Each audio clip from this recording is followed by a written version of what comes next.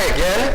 Now, we're going to learn how to apply the extended implicit function theorem to the market model with general functions.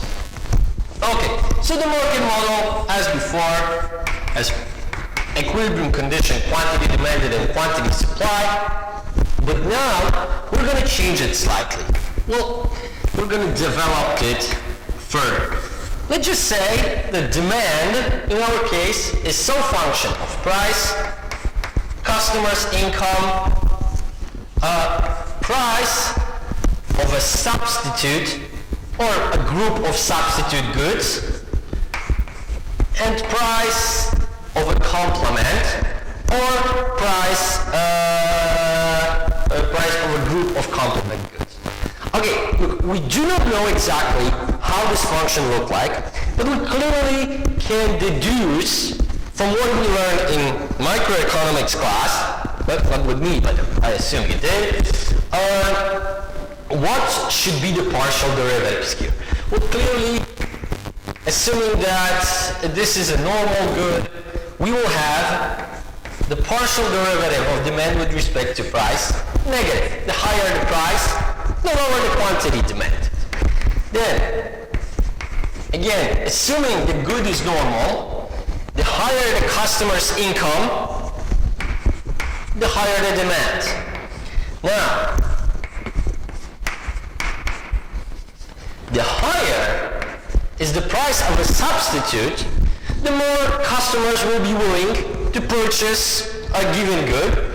So again, partial derivative needs to be positive. And the higher is the price of a complement, the lower should be a demand for a given good. Okay, now, we're going to also extend slightly the supply function. Now supply will be a function of price, taxation on companies' profits, and number of companies on the market. And look, again, we can expect, of course, that the higher the price, the higher quantity supplied. It follows from marginal upward sloping marginal cost functions. There's no problem here. Then, the higher the taxation, the higher is the marginal cost on the other hand. So, of course, we would be expecting negative relationship between quantity supplied and taxation. And finally, number of companies on the market must clearly be positively related to the quantity supplied on the market. And look, now that we've learned how to use implicit function rule in the context of simultaneous equations, we can obtain both quantity demanded and quantity supplied at the same time. Okay, so first let's use equilibrium condition that quantity demanded and quantity supplied in equilibrium are equal to one another. We can change them into Q. And look, now I can simply delete the subscripts. And what else can I do? Look, now I can rewrite those two equations in the form of equations we used in implicit function rule. And look, how do we write? Let's just say that first we've got function 1. First, we collect all the endogenous variables. For us, endogenous variables are, of course, price and quantity. We separate them with comma. Then we use semicolon, and we write down all exogenous variables. So, income, price of substitutes, price of complements, taxation, and number of companies on the market. Now, we can rewrite, if I take this Q, put on the other hand side of this equation, I'm going to get that this is D times D of P Y0 PS PC minus Q, and this is equal to 0. Right? So we've got our first equation. Now, we write the second one. Let's just say that F2,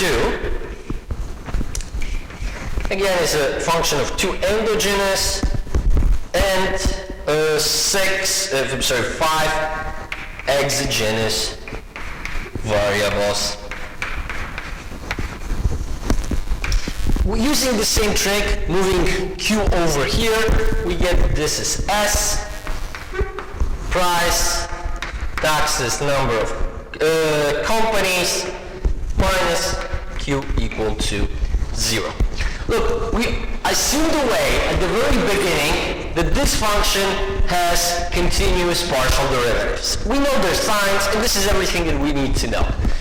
The second condition for us to be able to use implicit function rule is that the Jacobian of this system is different than 0.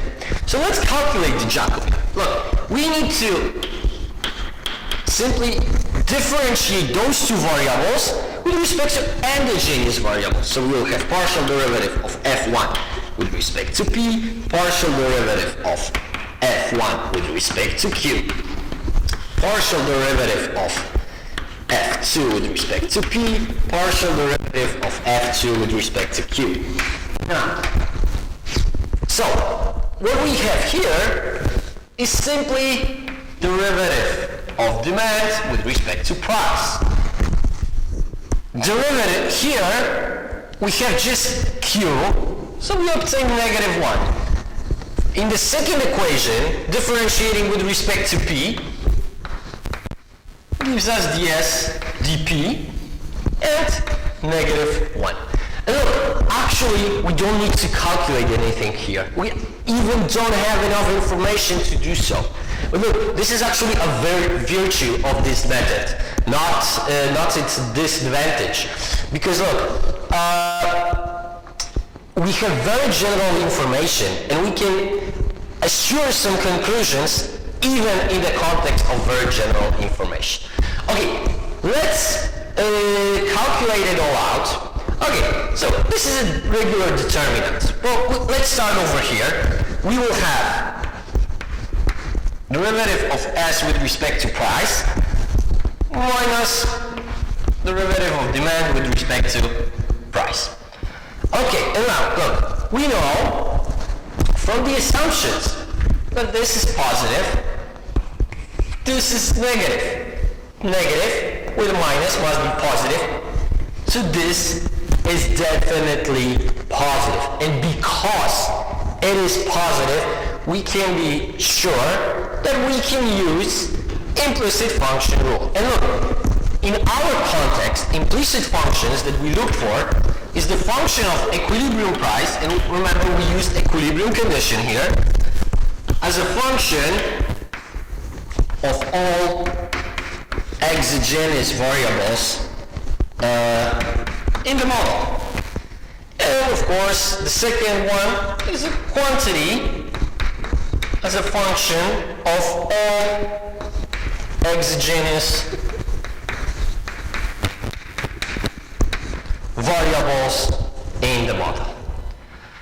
Okay, so now let's combine a little bit our knowledge of implicit function rule with our knowledge of I'm sorry, I need this at least. Okay, with total differentials.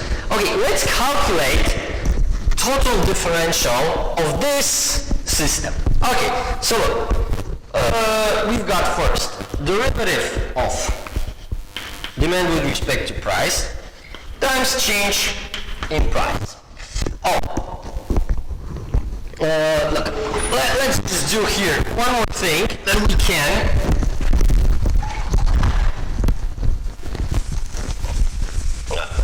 We will not need this information. Let's just say we remember it all.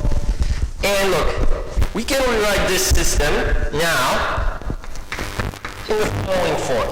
Look, this is actually not very important if we add those asterisks at this moment, but we have enough knowledge at this moment to add them. So let's do so. Okay, so using this, we can, using this system, we can calculate total differential. And look, so this is change in price times partial derivative of demand with respect to price. Then we have plus partial derivative of demand with respect to customer's income times change in customer's income plus partial derivative with respect to price of substitute times change in price of substitute plus partial derivative with respect to change in price of complements times differential of price of complements. And look, this is usually tricky when you think about it the first time. Look, think with a Q, we can only differentiate with respect to Q. So this is how we're going to do it. So derivative of this is 1, so we obtain simply negative dq equals to 0. And look, now we're doing the same thing, but now, of course, for the second equation. So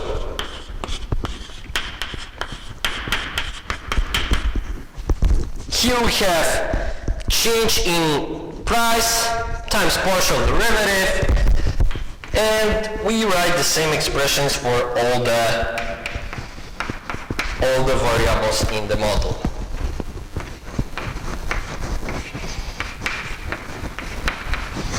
And again, negative dq. Okay, and look, what should we do now is let's put all the endogenous variables on the left-hand side of the equation and all the exogenous on the right-hand side. Our endogenous variables are, of course, price and quantity. Everything else is treated as exogenous. Okay, so we've got that this is derivative of d with respect to p times price minus dq. And look, here we will have the same thing.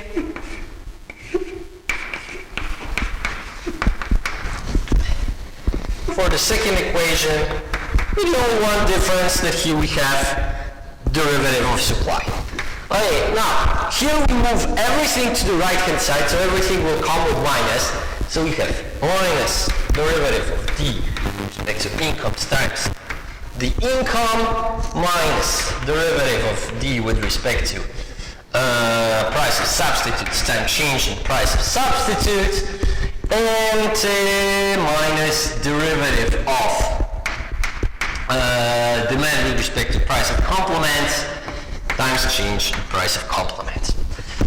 Okay, now let's, over here we will have negative derivative of s with respect to t times dt, and minus derivative of s with respect to n times dn. Look, why did I do this? Look, again, we can take advantage of matrix notation here. I'm sorry. Oh, we still have over 50 minutes. We're definitely going to finish. So, taking advantage of the matrix notation, we can organize everything here. And look, putting this into the system of simultaneous equations, first we will have 4 coefficients.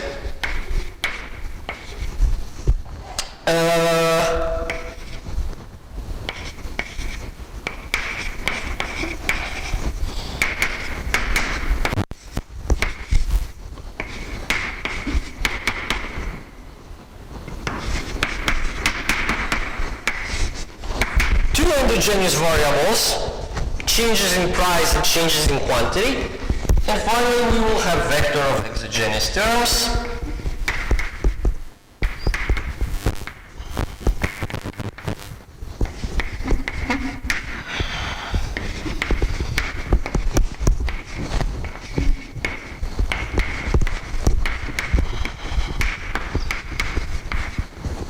Okay, and minus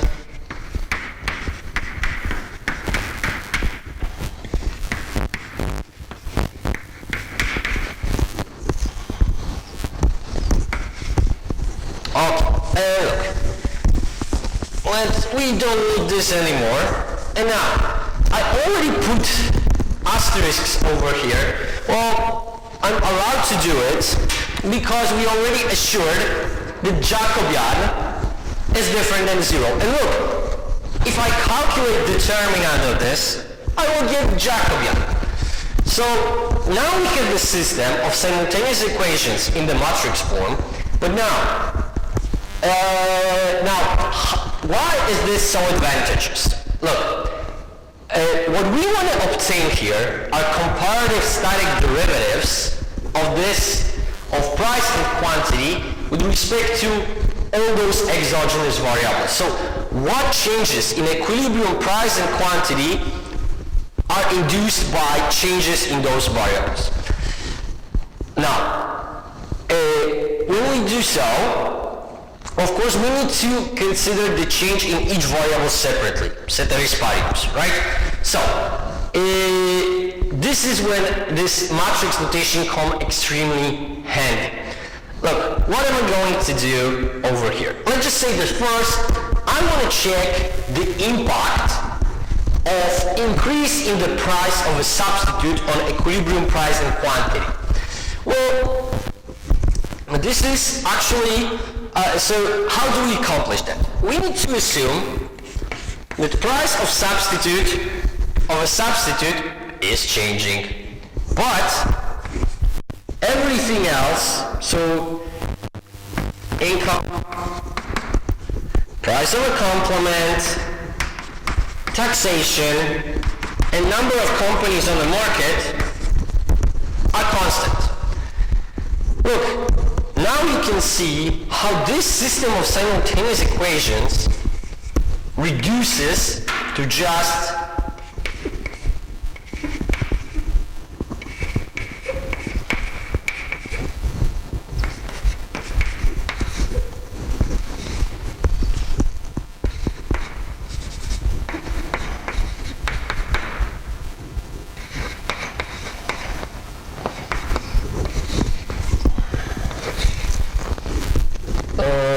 negative d negative p s t s 0.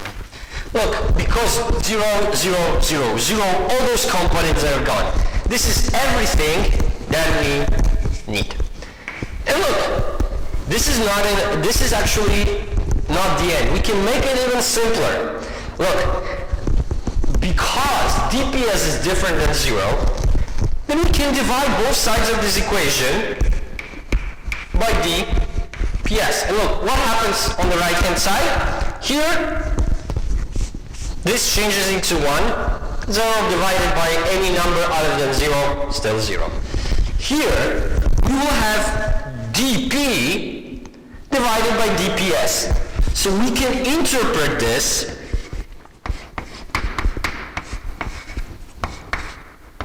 as a comparative static derivative. And the same goes with Q. We have equilibrium quantity divided by dps, which we also can simply interpret as comparative static derivative. Okay, so now all we have to do is to calculate appropriate Jacobians. So, we do it in the following way. First, let's start with JP. I take vector of constant terms, I replace the first column, I get that this is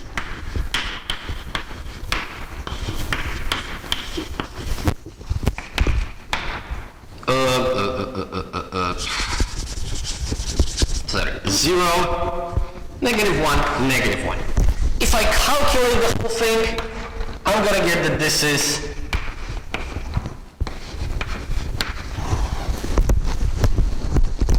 derivative of d respect to equilibrium, with respect to price of substitute. So look, now I can calculate comparative static derivative of a price. Look, this is just application of Cramer's rule. It's nothing new here. With respect to price of a substitute as Jacobian P over the Jacobian. So Jacobian P is D over dPs, and Jacobian, the main Jacobian here was a derivative of S with respect to price minus derivative of D with respect to price. Right? So, you remember that this was positive, this is clearly positive, so this must be positive. And look, this tells us that the higher is the price of a substitute, the higher will be price of a good in question. Okay, now we do the same thing for quantity. So we calculate Jacobian for quantity. Okay, and so now I substitute the second row with vector of constant terms, so I get that this is dP dP ds dP times negative dPs 0. Again, if I'm going to calculate this is 0. Out of this, we're just getting ds dP minus gives us plus dPs. Okay, so now, knowing this, I can calculate comparative static derivative of quantity with respect to the price of a substitute using JQ over J, and we get that this is D as dP times dP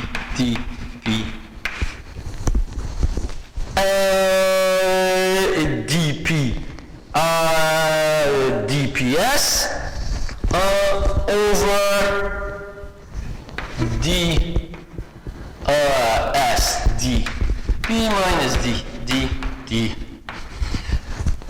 Oh God. So we remember again that this is positive. This is positive by assumption. This is positive by assumption. So we get that this outcome must be positive. So we see that price of a substitute going up also increases equilibrium quantity. Now we can see the whole thing on the graph.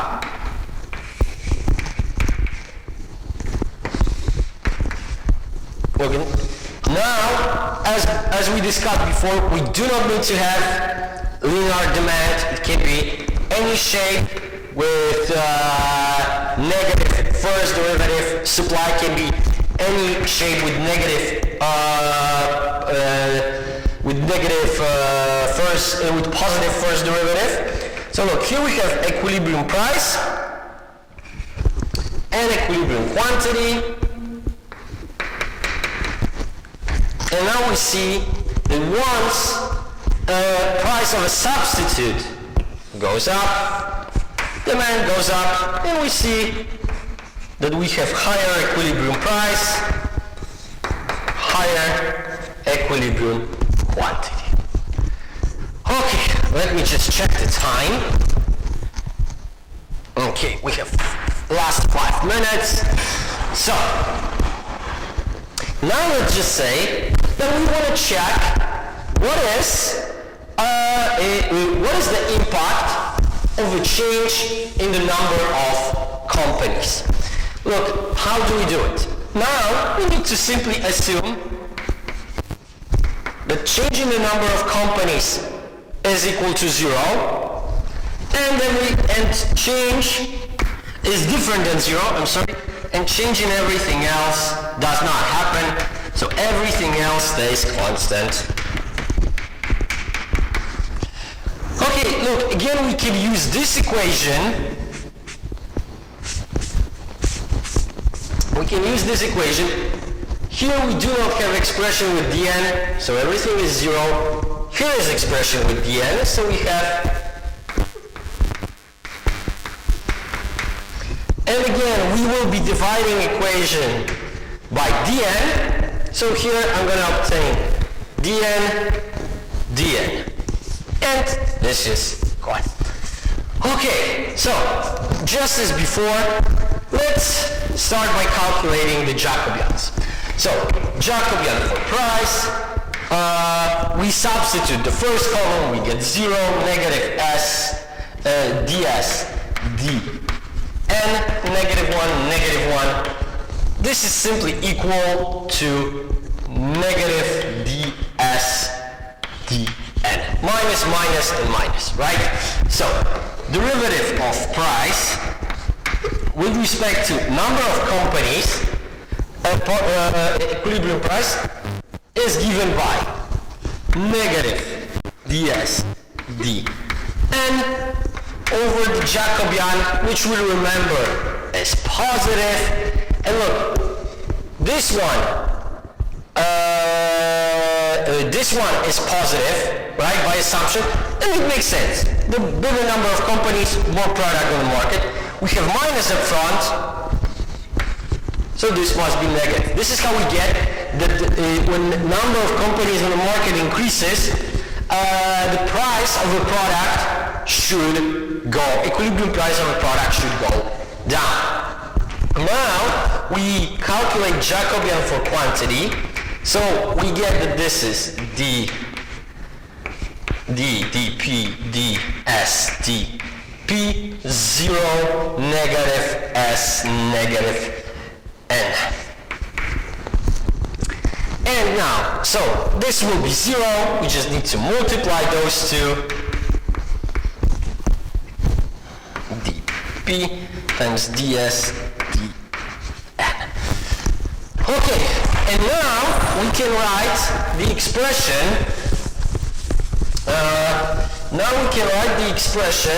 For the derivative, comparative static derivative of quantity with respect to number of companies, equilibrium, quantity, and look, we get that this is negative dp,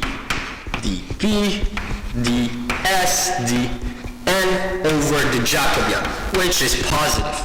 Look, this is positive by assumption.